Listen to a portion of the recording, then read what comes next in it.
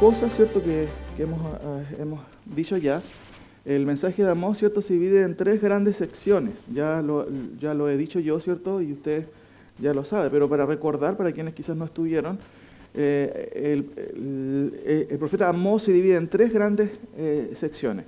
Tenemos, ¿cierto?, profecías que tienen que ver con Amós, que ya las vimos, las vimos ya el domingo pasado, y tienen que ver con profecías tocantes a Damasco, Filistea, Tiro, Edom, Amón, Moab, Judá e Israel. ¿Cierto? El primer tema ya lo hemos expuesto.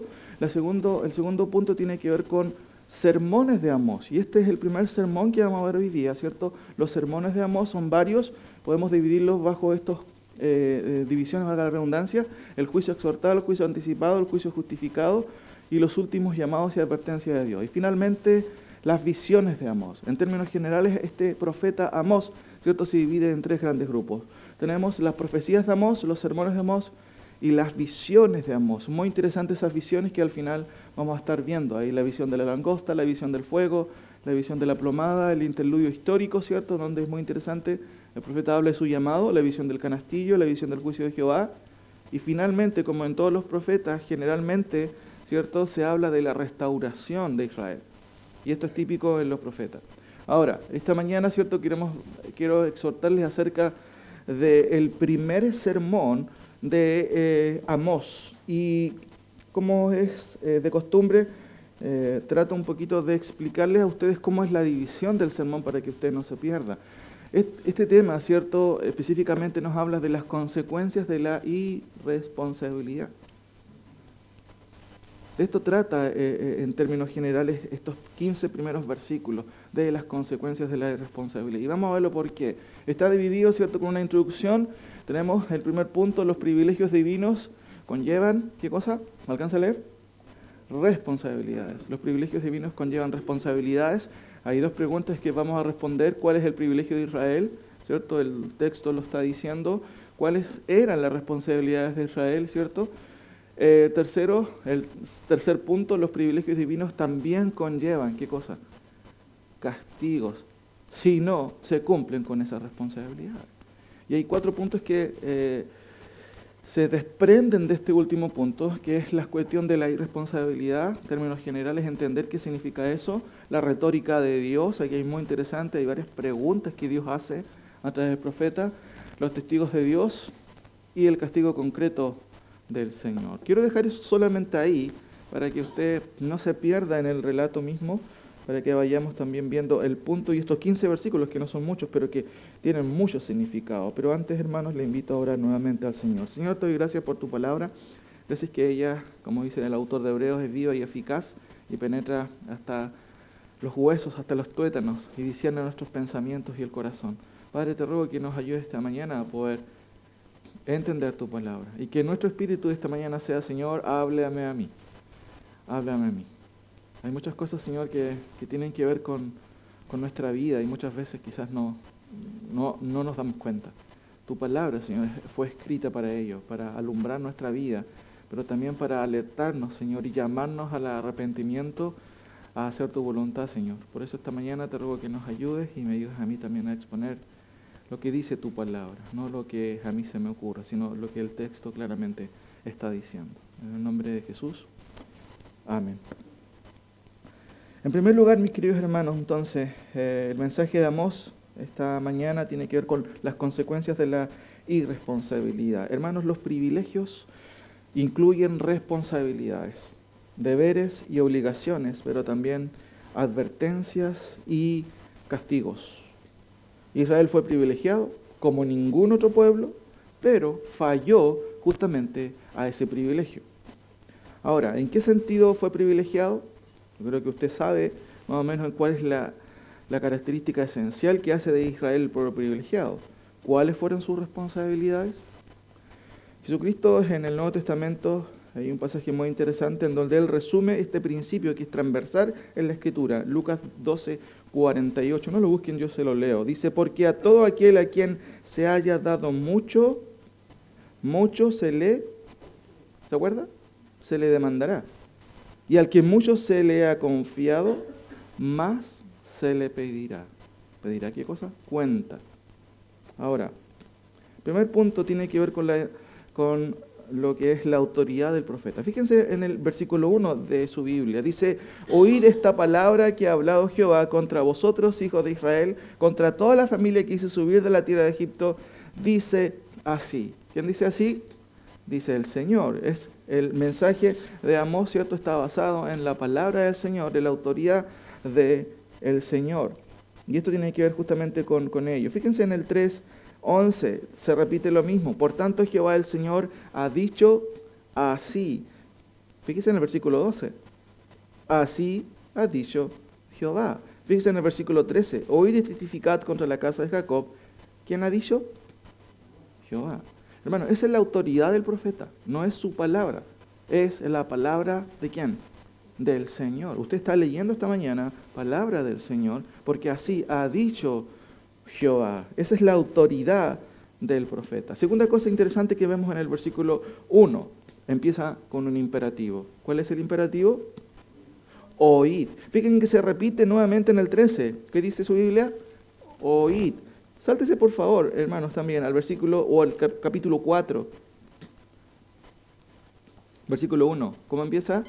Oíd. Versículos 1 del capítulo 5. ¿Qué lee usted ahí? Oíd. Hermanos, no es redundancia esto, no. El profeta en cierto sentido repite toda esta idea y hermano, es imperativo. Lo que está haciendo el autor, está levantando la voz. Está diciendo, oigan por favor. Eso es lo que está diciendo.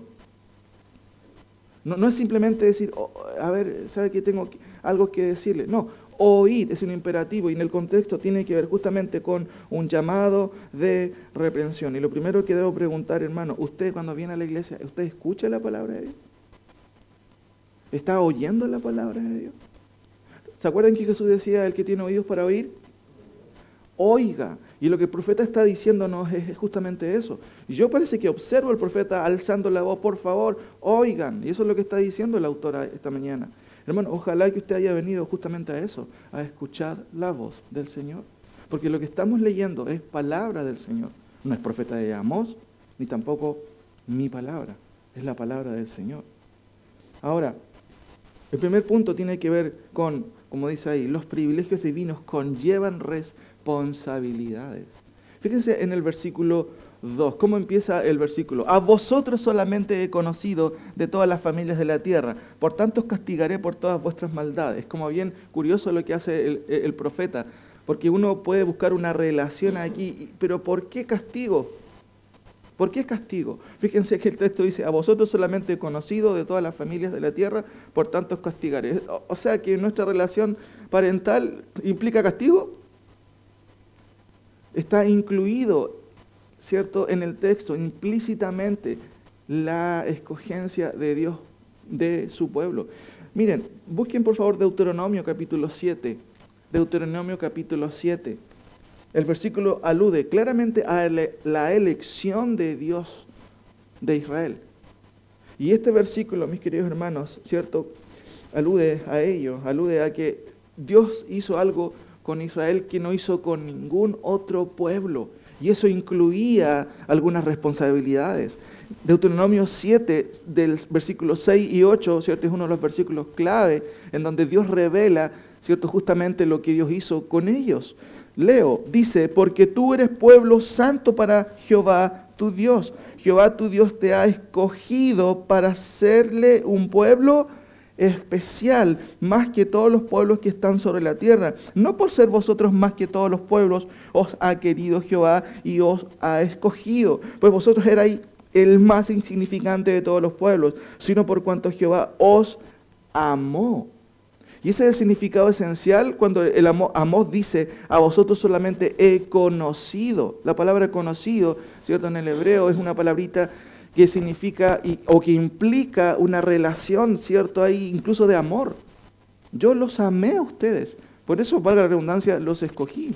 Sigo leyendo el versículo ahí, dice, por cuanto Jehová los amó y quiso guardar el juramento que juró a vuestros padres, os ha sacado Jehová con mano poderosa y os ha rescatado de servidumbre de la mano de Faraón, rey de Egipto. ¿Cuál es el privilegio de Israel, hermano? El haber sido escogido como un pueblo único, para haber llegado a hacer lo que nunca hicieron, el pueblo especial. ¿Cuáles son las responsabilidades de Israel? ¿Cuáles eran las responsabilidades de Israel? Acompáñenme por favor a Éxodo 19 por un momento. Solamente vamos a ver algunos versículos claves para entender en qué consiste esta responsabilidad. Éxodo 19, no voy a dar lectura a todos los pasajes, pero Éxodo 19, versículos 5 y 6, en el contexto, ¿cierto?, previo a la entrega de la ley. Éxodo 19, ¿cierto? 19, versículos 5 y 6. Ahora pues, si diereis oído a mi voz y guardareis mi pacto, eso es lo que está haciendo Dios con Israel, pacto. Si aquí está haciendo un pacto, va a ser un pacto, ¿cierto?, que es bilateral entre dos, entre el pueblo y entre Dios. Y dice, ahora pues, si diereis oído a mi voz y guardareis mi pacto, vosotros seréis mi especial tesoro sobre todos los pueblos, porque mía es la tierra. Y vosotros me seréis un reino de sacerdotes y gente ¿de qué tipo? Santa. Eso es lo que dice el texto, ¿cierto? Estas son las palabras que dirás a los hijos de Israel. Fíjese en el 8. Y todo el pueblo respondió a una y dijeron, todo lo que Jehová ha dicho, haremos. Y Moisés refirió a Jehová las palabras del pueblo. Usted puede observar en el contexto que en el próximo capítulo Dios entrega la ley al pueblo de Israel. Sáltese a Éxodo 24, por favor. Éxodo 24. ¿Qué vemos ahí? Vemos la ratificación nuevamente del pacto del Señor. En Éxodo 24. Nuevamente, ¿cierto? Se ratifica aquí. Dice el versículo 1. Dijo Jehová a Moisés, sube ante Jehová tú y Aarón, Nadab y Abiú, y 70 de los ancianos de Israel, y os inclinaréis desde lejos. Pero Moisés solo se acercará a Jehová, y ellos no se acerquen, ni suban el pueblo con él. Y Moisés vino y contó al pueblo todas las palabras de Jehová, y fíjense, y todas las leyes, y todo el pueblo respondió a una voz, y dijeron, haremos todas las palabras que Jehová ha dicho. Sáltese por favor a Éxodo 34. Posteriormente, ¿cierto?, a la catástrofe que ocurrió ahí con el becerro de oro, nuevamente el pacto es renovado y ratificado. ¿Qué vemos ahí? El pacto, mis queridos hermanos, renovado de parte del Señor. Fíjese que del versículo 11 en adelante se vuelve a recalcar muchas cosas del pacto, de esta relación de Dios con su pueblo. Guarda lo que yo te mando hoy. He aquí que yo echo delante de tu presencia al amorreo, al cananeo, al eteo, al fereceo, al eteo y al jebuseo. Y ahí empieza, ¿cierto?, algunas instrucciones. Guárdate de hacer alianza con los moradores de la tierra donde has de entrar, para que no sea tropezadero en medio de ti. 15. Por tanto, no harás alianza con los moradores de aquella tierra, porque fornicarán en pos de sus dioses y ofrecerán sacrificios a sus dioses, y te invitarán y comerás de sus sacrificios. Y sigue el relato, mis queridos hermanos, dando instrucciones. No harás esto, ten cuidado, cuídate de no incumplir la ley que Dios te ha dado. Ahora, por favor, sáltese a Deuteronomio, mis queridos hermanos. Deuteronomio capítulo 5. ¿Qué es Deuteronomio? La palabra Deuteronomio viene de deutero, ¿cierto? Y significa segundo, nomos, ley, segunda ley. No es que haya una segunda ley, sino es la repetición de la ley a la nueva generación, ¿cierto? Que estaba viendo ahí después de la generación rebelde que murió en el desierto. Sin embargo, parece que las cosas aún no van a cambiar.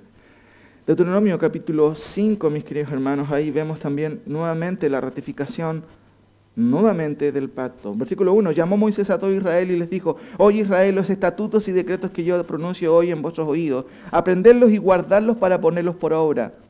Jehová nuestro Dios hizo pacto con nosotros en Horeb, no con nuestros padres, ¿se da cuenta?, sino la nueva generación. Hizo Jehová este pacto, sino con nosotros, todos los que estamos aquí hoy vivos. Cara a cara habló Jehová con vosotros en el monte de en medio del fuego. Yo estaba entonces entre Jehová y vosotros para declararos la palabra de Jehová, porque vosotros tuvisteis temor del fuego y no subisteis al monte. Dijo, yo soy Jehová tu Dios, que te saqué de tierra de Egipto, de casa de servidumbre. ¿Y qué ve usted del versículo 7 en adelante? Nuevamente, hermanos, ¿qué cosa? Los 10 mandamientos. Capítulo 6, versículo 3, el Shema, ¿cierto? Esta instrucción que Israel tenía que hacer, poner en práctica desde, ¿cierto?, desde casa hacia adelante. Dice, oye pues, oh Israel, y cuida de ponerlos por obra para que te vaya bien en la tierra que fluye leche y miel, y os multiplicáis, como te ha dicho Jehová, el Dios de tus padres. Y aquí viene, ¿cierto?, esta instrucción. Oh Israel, Jehová nuestro Dios, Jehová uno es, y amarás a Jehová tu Dios de todo tu corazón y de toda tu alma y con todas tus fuerzas. Y estas palabras que yo te mando hoy estarán sobre tu corazón, y las repetirás a tus hijos, y hablarás de ellas estando en tu casa y andando por el camino, al acostarte y cuando te levantes, y las atarás como señal en tu mano, y estarán como frontales en tus ojos, y las escribirás en los postes de tu casa y en tus puertas. O sea, empápate de la ley de Dios, empápate de mis preceptos para que les vaya bien. Ahora, Deuteronomio 8, fíjense nuevamente se repite otra vez constantemente la perspectiva de el Señor, es que ellos no olviden. Por eso vemos ahí en el versículo 1 del capítulo 8, cuidaréis de poner por obra todo mandamiento que yo os ordeno hoy, para que viváis y seáis multiplicados y entréis y poseáis la tierra que Jehová prometió con juramento a vuestros padres. Condicional, bendición condicional, claramente. Y te acordarás la memoria, mis queridos hermanos. Eso es muy interesante. Israel era un pueblo que necesitaba recordar justamente las proezas del Señor para que no se olvidara de quién era su Dios. Por eso el texto dice, y te acordarás de todo el camino por donde te ha traído Jehová tu Dios estos 40 años en el desierto. Y muy increíble, el texto dice, te acordarás de todo el camino en donde Dios, ¿cierto?, te afligió, dice el texto ahí, para afligirte, para probarte, para saber lo que había en tu corazón, si habías de guardar o no sus mandamientos. Ahora, sáltese por favor a Deuteronomio 27, algunos capítulos más adelante. Nuevamente se ratifica otra vez el pacto que Dios hizo con su pueblo. Ratificación de los mandamientos, pero también advertencias en cuanto, mis queridos hermanos, a Israel. Fíjese por favor en algunos versículos. Dice el versículo 1 de 27. Ordenó Moisés con los ancianos de Israel al pueblo diciendo, guardaréis todos los mandamientos que yo os prescribo hoy. Versículo 3. Y escribirás en ellas todas las palabras de esta ley cuando hayas pasado para entrar en la tierra que Jehová tu Dios te da. Tierra que fluye leche y miel, como Jehová el Dios de tus padres te ha dicho. Versículo 8, y escribirás muy claramente en las piedras todas las palabras de la ley. Las primeras copias de la ley ahí, ¿cierto?, se vislumbran, ¿cierto?, para que no olvidaran de quiénes eran ellos y principalmente quién era el Señor. Fíjense en el versículo 15 en adelante hasta el 26, es una lista de maldiciones que Israel, ¿cierto?, tenía que recordar. Dice el 15, maldito el hombre que hiciere escultura o imagen de fundición, abominación a Jehová es. 16, maldito el que deshonrare a su padre o a su madre, y dirá a todo el pueblo, amén. Maldito el que redujere el límite de su prójimo, y dirá a todo el pueblo, amén. Y así sucesivamente, mis queridos hermanos, una lista de maldiciones, ¿cierto?, y advertencias para quienes no hicieran lo que claramente estos estatutos decían. Ahora, en el capítulo 28 vemos una lista también de bendiciones. Te va a ir bien si haces esto. Fíjense por favor, y acontecerá que si oyeres atentamente la voz de Jehová tu Dios, estoy leyendo el capítulo 28, versículo 1, para guardar y poner por obra todos sus mandamientos que yo te prescribo hoy, también Jehová tu Dios te exaltará sobre todas las naciones. Los versículos que continúan está hablando de todas las bendiciones que Israel iba a tener si obedecía al Señor. Sin embargo, también Israel fue notificado de lo contrario. ¿Qué iba a pasar si no hacía eso? Fíjese por favor en los versículos 15 en adelante. Pero acontecerá, dice Deuteronomio 28, 15, si no oyeres la voz de Jehová tu Dios para procurar cumplir todos tus mandamientos, sus mandamientos y sus estatutos que yo te intimo hoy, que vendrán sobre ti todas estas maldiciones y te alcanzarán. Hermanos, la lista es tremenda, yo no voy a leerla toda. Algunos versículos, fíjense. Maldito serás tú en la ciudad y maldito en el campo. Versículo 18, maldito el fruto de tu vientre, el fruto de tu tierra, la cría de tus vacas y los rebaños de tus ovejas. 25, Jehová te entregará derrotado delante de tus enemigos. Versículo 30, te desposarás con mujer y otro varón dormirá con ella. Versículo 35, te herirá Jehová con maligna póstula en las rodillas y en las piernas desde la planta de tu pie hasta la coronilla, sin que pueda ser curado. Ahora, note por favor lo que dice el versículo 52. Y esto es propio, ¿cierto?, de las advertencias del Señor y lo que vienen haciendo los profetas. Dice el versículo ahí, pondrá sitio a todas tus ciudades hasta que caigan tus muros altos y fortificados en que tú confías en toda tu tierra. Sitiará pues todas tus ciudades y toda la tierra que Jehová tu Dios te hubiere dado.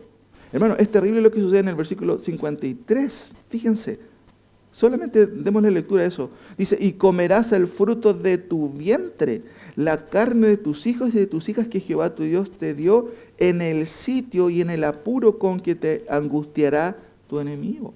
Eso históricamente es cierto, se ha dado justamente en los sitios militares que Israel vivió, especialmente en el sitio que sufrió, ¿cierto?, por el Imperio Romano en el 70 después de Cristo, especialmente en Masada, ¿cierto? Estuvieron ahí mucho tiempo, muchos días, e incluso la historia revela que tuvieron que incluso comer literalmente a sus hijos. Entonces, usted, hermanos, se puede dar cuenta de las advertencias que el Señor dio. ¿Cuáles son las responsabilidades? Bueno, obedecer, ¿qué cosa? Los mandamientos. Esa era la responsabilidad de parte de ellos. Ahora, volvamos a Amós, mis queridos hermanos. En este pequeño recuento notamos claramente que Israel no era ignorante de lo que tenía que hacer. Sabía perfectamente, hemos sido elegidos por parte del Señor, ¿ok? Pero nos toca hacer esto. Hermanos, siempre las bendiciones del Señor son condicionales. No podemos obtener bendiciones si no obedecemos los mandamientos del Señor. La Biblia dice que todo lo que el hombre sembrare, eso también cosechará. No podemos cosechar ciertas bendiciones si nuestra vida es irresponsable delante del Señor. Si somos rebeldes, si no obedecemos su palabra. Ahora, fíjense por favor nuevamente en el versículo 2, porque la otra sección de todos los versículos incluye los castigos de parte de Dios que claramente están expresados ahí. Dice, a vosotros solamente he conocido de todas las familias de la tierra, por tanto os castigaré por vuestras maldades. Y esto nos lleva, ¿cierto?, aquí al primer punto, la cuestión de la irresponsabilidad. Leo algunas cosas, hermanos. La maldad a la que alude Amós aquí incluye un acto de irresponsabilidad espiritual y una transgresión de índole prevaricatorio. Recuerden que la palabra prevaricación significa faltar al deber. Siempre se dice que los jueces prevarican. ¿Por qué? Porque no hacen lo que deben hacer, impartir justicia. El pueblo de Israel prevaricó porque sabía lo que tenía que hacer, pero a sabiendas, hermanos, no lo hizo. Ahora, y qué peligroso, mis queridos hermanos, es ser irresponsable frente al Señor. Israel faltó a su deber, no solo porque hizo caso omiso de un acuerdo simplemente civil, sino porque violó literalmente un pacto bilateral que Dios hizo con ellos. Lo acabamos de leer. Algunas cosas que tienen que ver con este tema de la responsabilidad. La irresponsabilidad, hermanos, en la que cayó Israel fue concretamente un acto de rebeldía. Eso no hay que olvidarlo. Fue rebeldía y concretamente incluyó un acto de insurrección y subversión a la ley. Estas dos palabras son extrañas. Insurrección, una palabra que describe a una persona que es insurrecta. Los israelitas fueron insurrectos. ¿En qué sentido? Un insurrecto, mis queridos hermanos, no obedece la ley, no se somete a la ley de Dios. Por eso es una insurrección, porque no hay un sometimiento a lo que es objetivo de parte de Dios. La palabra subversión es algo parecido. También te ha relacionado con subvertir un orden. Literalmente, la subversión tiene que ver con eso, con trastocar lo que es claro en el mandato, con subvertir, con cambiar, con tergiversar un mandato. Y eso es lo que hizo Israel. No solamente fue insurrecto, ¿cierto? No se quiso someter a la ley de Dios, sino que también subvertió el orden establecido en la Escritura. El becerro de oro es un ejemplo concreto y temprano de la subversión de la ley de Dios. Dios había dicho, no hagas escultura. Cuando baja Moisés y encuentra a Aarón, ¿cierto? Ahí en esa fiesta pagana, ¿cierto? Ellos pensaban, no, es que pensamos que tú te demoraste y estamos adorando al Señor. Eso es una subversión total de la ley de Dios. Claramente que había sido establecido en la ley. No harás escultura delante de mí, ni imagen. Ahora, habitualmente las personas, hermanos, irresponsables tienen una escala de valores y de prioridades no bíblicas, y en muchos casos antibíblicas. Esta es la causa transversal de por qué muchas veces vemos tan poco compromiso en la iglesia. Pues servir en ella formalmente, bajo un orden formal, implica fundamentalmente asumir justamente responsabilidades, compromisos. Fíjense que en el contexto de la elección de los diáconos es muy interesante. Hechos 6, hay un problema. Las viudas están siendo desatendidas. Y los apóstoles dicen, no es justo que nosotros nos volquemos a estos trabajos y abandonemos nuestra responsabilidad. ¿Cuál era? Predicar la palabra. Y no solamente predicarla, estudiar la palabra, porque eso incluye predicar y estudiar la Escritura. Así que escojamos a algunos varones, ¿cierto?, con algunas cualidades. Miren, vamos ahí por un momento, porque esto es muy interesante y tiene que ver con las responsabilidades. Hechos capítulo 6. Hechos capítulo 6.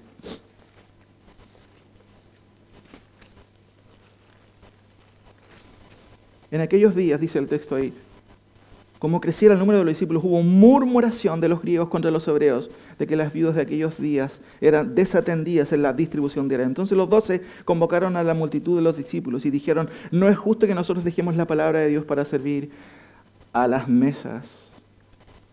El trabajo esencial de los líderes de la iglesia, hermanos, del pastor de la iglesia, de los ancianos, es dedicarse a la Escritura. Eso no quiere decir que no podamos hacer trabajo, un trabajo práctico o el trabajo de las mesas. No, no significa eso. Pero hay que entender, hermano, el tema de las responsabilidades. Para eso Dios los escogió, para eso Dios los llamó. Ese es su trabajo. Por eso que ellos también, aquí claramente dice, buscad pues hermanos de entre vosotros, no a cualquiera, dice, a 7 varones, miren, de buen testimonio, llenos del Espíritu Santo, o sea, controlados por el Espíritu Santo, no por sus emociones, sino por el Espíritu Santo, ¿cierto? Y después dice, y de sabiduría, ¿quién es? ¿Cómo dice su Biblia ahí? Encarguemos, fíjense la palabra, encarguemos, viene de encargo, y viene también, está relacionado con un cargo. ¿Se da cuenta? Responsabilidad. Esta elección incluía que algunas personas no solamente eran privilegiadas por ser parte de la iglesia del Señor, sino que eso incluía asumir responsabilidades. Un último comentario con respecto a este punto, hermanos. Muchas veces o habitualmente las personas que responden ambiguamente o nulamente a las labores y responsabilidades espirituales prácticas lo hacen no solo porque la responsabilidad en sí poco les importa, sino que en muchos casos no quieren dar cuenta a nadie. Y esto en todos los ámbitos, una persona irresponsable siempre, ¿cierto?, es una persona que le importa muy poco responder o dar cuenta a alguien. Hermanos, toda responsabilidad, toda incluye deberes y obligaciones. Este es un principio no solo bíblico, sino también de la vida. Ser padre implica responsabilidad. Trabajar en un trabajo remunerado implica. Ser creyente no implicará responsabilidades. Israel, mis queridos hermanos, prevaricó en esto. Ellos sabían lo que tenían que hacer, pero ellos fallaron por ser irresponsables. Por eso ellos cayeron en la insurrección, ¿cierto?, y la subversión de la ley del Señor. Por eso Dios les llama rebeldes, literalmente. Y una persona rebelde es una persona que sabe hacer lo bueno, pero aún así, a sabiendas va en contra. ¿No? ¿Qué tengo que ver yo? Por eso el texto ahí, volvamos a Amós, mis queridos hermanos. Por eso en el versículo 10 dice, no saben hacer lo recto, dice Jehová, atesorando rapiña y despojo en sus palacios. La cuestión de la irresponsabilidad entonces, hermanos, es algo transversal en Israel. Se suman a estas querellas. Fíjense, por favor, recordemos un poquito, porque Amós está justamente hablando de las irresponsabilidades de Israel, y esto llevó a Israel justamente a ser totalmente autónomos. En el capítulo 2 de Amós, versículos 6 al 8, vimos nosotros una lista de pecados. Voy a mencionarlas súper rápido. Del 6 al 8 y el versículo 12 se añade. Dice ahí, el juicio es claramente declarado a través de los aforismos numéricos que vimos también, ¿se acuerdan? En el sermón pasado. Y dice, porque vendieron por dinero al justo y al pobre por un par de zapatos. Pisotean en el polvo de la tierra las cabezas de los desvalidos. Tuercen el camino de los humildes. Y el hijo y su padre se llegan a la misma joven, profanando mi santo nombre. 8. Sobre las ropas empeñadas se acuestan junto a cualquier altar, y el vino de los multados beben en casa de sus dioses. 12. Mas vosotros disteis de beber vino a los nazareos, a los que hacían voto para el Señor. Y fíjense la segunda parte, y a los profetas mandasteis diciendo, váyanse a profetizar a otro lado. Aquí estamos súper bien. Eso es lo que estaban haciendo los profetas, la gente, los israelitas rebeldes en ese tiempo. Ahora, fíjense por favor, hermanos, en los versículos 3 al 8 de Amós. ¿Qué es lo que vemos ahí? Una serie de preguntas de parte de Dios. Y esto tiene que ver con la retórica de Dios. ¿Cuál es la idea? Hay varias preguntas, a lo menos podemos resumir estas preguntas en 4 grupos. ¿Andarán dos juntos si no estuvieran de acuerdo? Es un versículo que siempre sale o se alude con respecto también a las relaciones de pareja y todo. Pero en el contexto tiene que ver, hermanos, con la relación que Dios había establecido con su pueblo. Una relación que estaba basada en bendiciones condicionales, pero también basada en estatutos y decretos. Lo que está diciendo el Señor aquí está aludiendo, ¿cierto?, justamente a esta relación. ¿Andarán dos juntos si no estuvieran de acuerdo? Acuerdo habla justamente de una relación ahí, bilateral. Dios había hecho un acuerdo con ellos. Ustedes hacen esto, yo los voy a bendecir. Pero si ustedes no hacen esto, va a venir maldición de parte de mía. ¿Andarán dos juntos si no estuvieran de acuerdo? Claramente, Israel había violado los acuerdos de Dios y no era digno de andar con el Señor. Por eso la pregunta, ¿andarán dos juntos si no estuvieran de acuerdo? No, es imposible que usted ande con el Señor si usted no está de acuerdo. Es imposible ser creyentes, decir que conocemos al Señor, pero no estar de acuerdo y no hacer la voluntad del Señor. Aquí no existe el león típico. Muchas veces se ha dicho, no, el león anda acá en las montañas. Y uno tiende a pensar cuando no conoce mucho que es el león africano. Pero el león africano no está por aquí. El león que tenemos es un puma, un poquito más grande que un perro. Pero imagínense lo que está diciendo el autor. ¿Rugirá el león en la selva sin haber presa? ¿Usted ha escuchado alguna vez el león? Seguramente, no sé si alguno lo ha escuchado. Puede que sí. ¿Se ha sentido feliz el que lo escuchó, cierto? No. Seguramente temblando, trató de correr para poder escapar del peligro. Pero el texto justamente dice, ¿rugirá el león en la selva sin haber presa? Por supuesto. Si está rugiendo es porque hay una presa. Después dice, ¿dará el leoncillo su rugido desde su guarida si no apresare? Seguramente está comiendo el leoncillo porque tiene algo en la boca. ¿Caerá el ave en lazo sobre la tierra sin haber cazador? Son preguntas como lógicas que se responden solas. ¿Se levantará el lazo de la tierra si no ha atrapado algo? ¿Se tocará trompeta en la ciudad y no se alborotará el pueblo? ¿Cuál es la idea, mis queridos hermanos? Esta serie de preguntas apunta a un solo hecho. Dios está avalando a su siervo Amós, porque Amós lo que está trayendo y lo que está predicando aquí es palabras de juicio. Es como que si dijera, ¿profetizará el profeta y no se cumplirá lo que Dios dijo? ¿Cuál es la respuesta? ¿Se va a cumplir? El profeta está diciéndolo, se va a cumplir, eso es lo que está diciendo. En la segunda pregunta del versículo 6, ¿habrá algún mal en la ciudad el cual Jehová no haya hecho? ¿Cuál es la idea? El profeta está diciendo, no son las circunstancias, no son los aspectos económicos, sociales que están fallando, no, soy yo. Eso es lo que está diciendo, yo soy el que atraigo hacia ustedes los males por su desobediencia y rebeldía. Eso habla de qué cosa? De la soberanía de Dios. Finalmente, el versículo 8, otra pregunta. Si el león ruge, ¿quién no temerá? Es obvia la respuesta. Si habla Jehová el Señor, ¿quién no profetizará?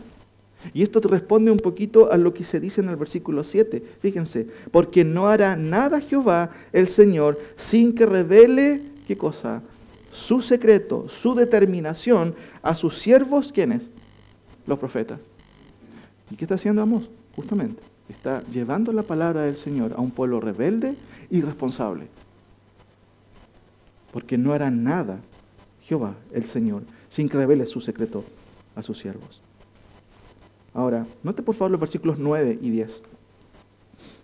Esto es un poco extraño. Proclamad en los palacios de Asdod y en los palacios de la tierra de Egipto y de Sid, reunidos sobre los montes de Samaria, y ved las muchas opresiones en medio de ella y las violencias cometidas en su medio. Es un poco extraño. ¿Por qué el profeta está haciendo un llamado público, cierto?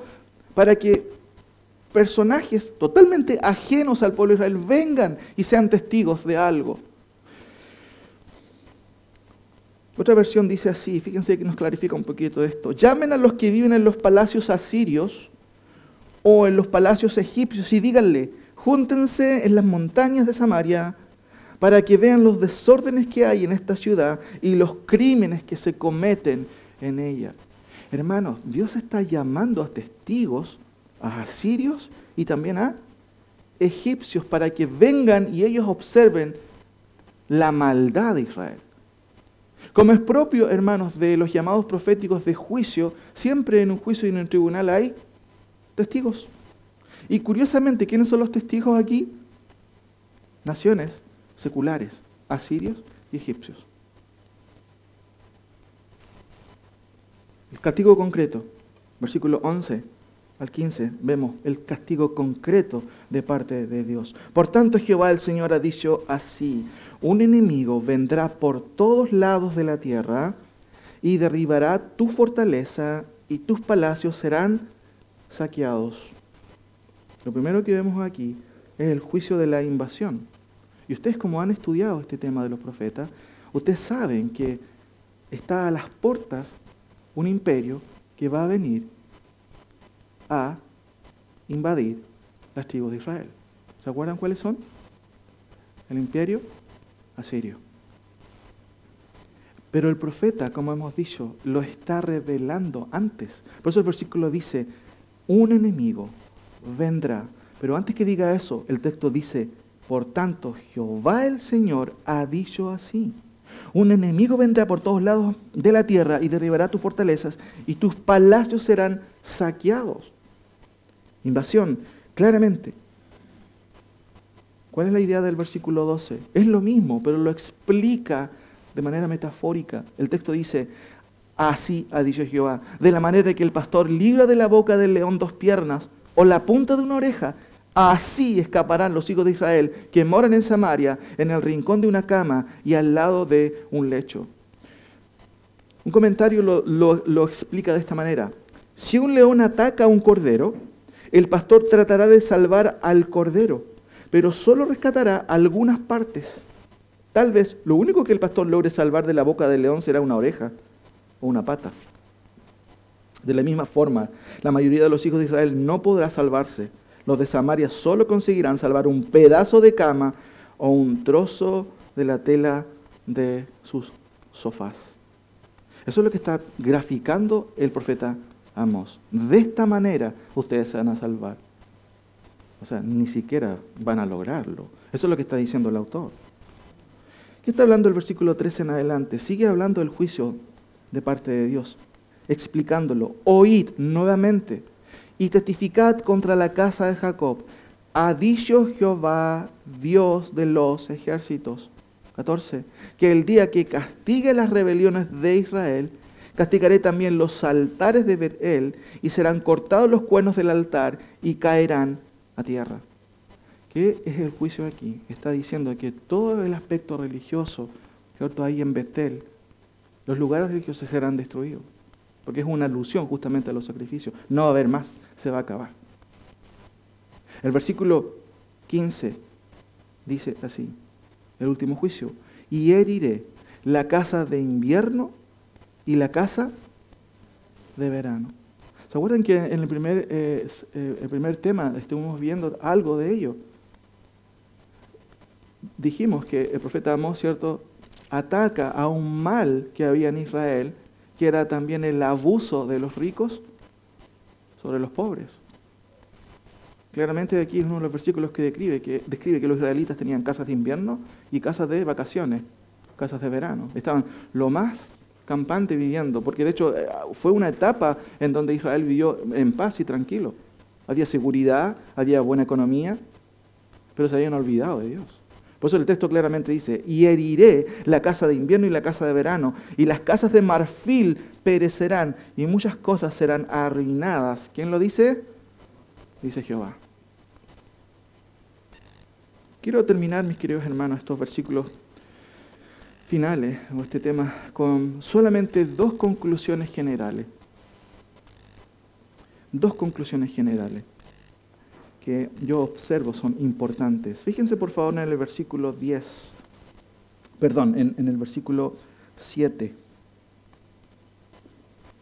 Porque no hará nada Jehová el Señor sin que revele su secreto a sus siervos los...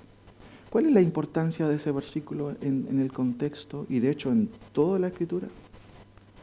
Hay una cosa interesante que me llama la atención, porque Pedro explica en cierto sentido la idea de este versículo.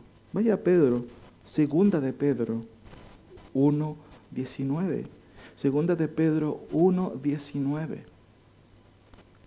Segunda de Pedro 19. Porque no hará nada Jehová el Señor sin que revele su secreto a sus profetas. ¿Cuál es la importancia de la revelación?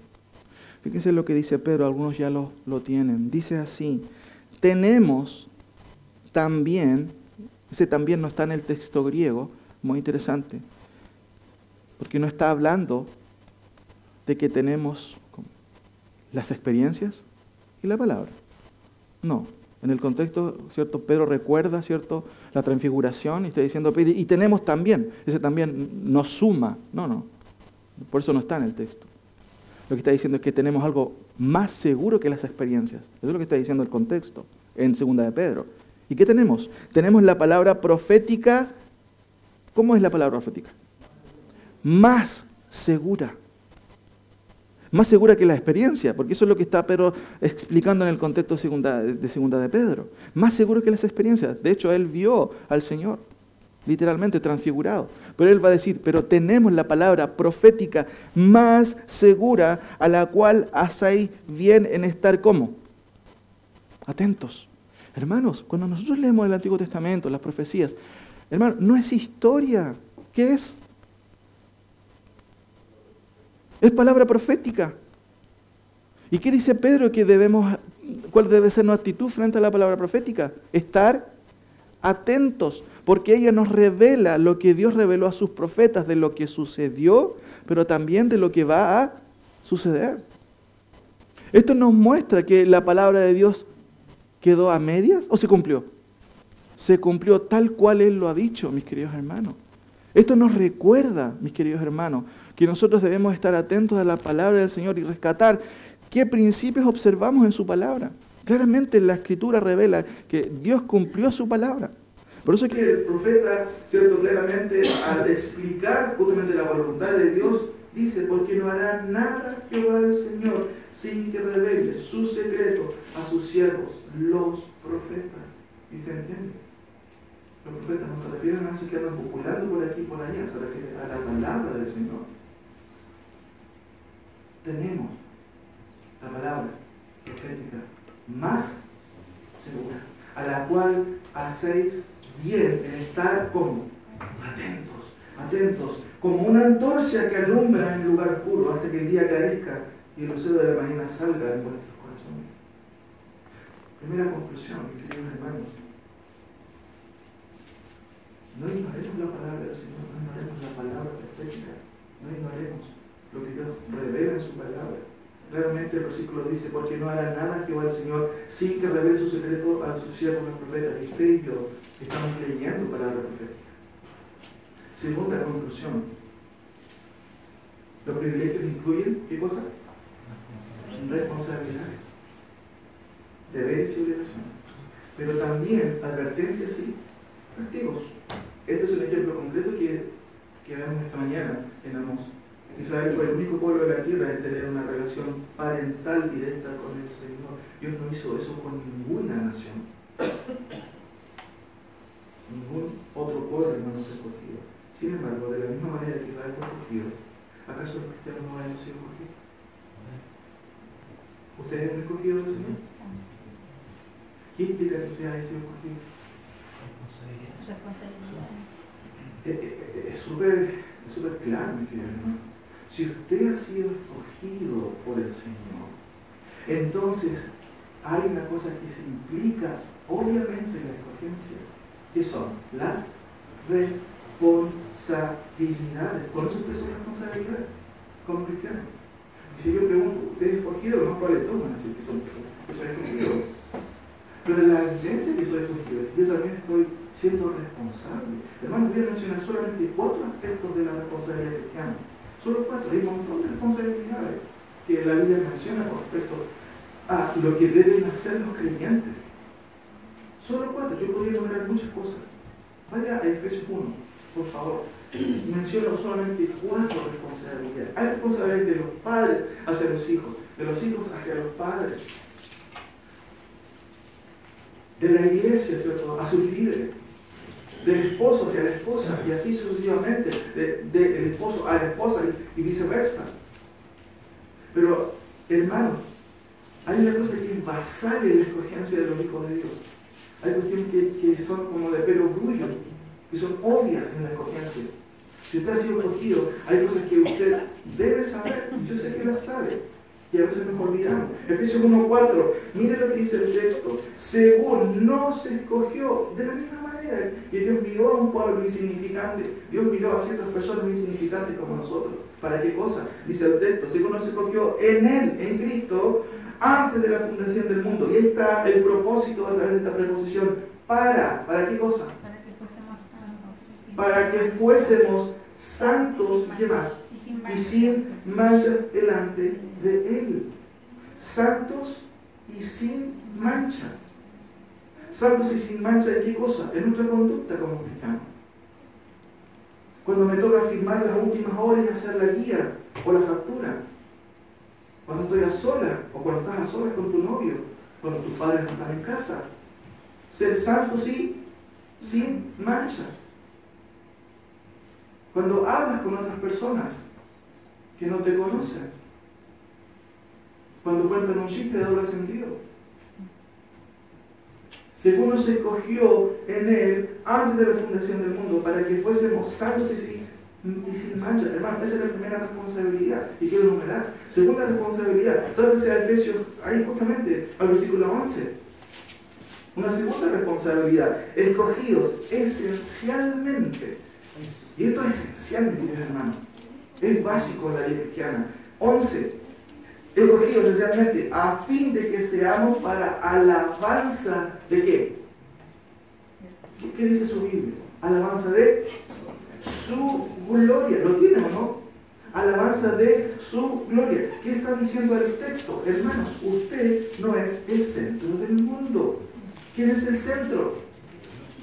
Es Dios, es el Señor Jesucristo. Entonces, hoy, para que Cristo sea exaltado,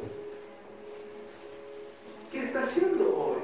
Yo no estoy preguntando lo que usted se imagina o las intenciones que pretende hacer. No, yo quiero hacer esto. No, ¿qué está haciendo hoy para que el nombre de Cristo sea exaltado? a fin de que seamos para la alabanza de su gloria. Repito, hermanos, usted no es el centro del universo. Cristo es el centro. ¿Y quién merece toda honra y toda gloria? Él, no yo. Pero yo, ¿qué estoy haciendo? ¿Estoy exaltando el nombre del Señor? ¿Él está siendo honrado a través de mi vida? Efesios 2:10. Está todo unido aquí. Fíjense lo que dice este texto. Siempre nos gusta el 9. Porque por gracia sois salvos por medio de la fe. Y esto no es un conceptor para que nadie se gloríe.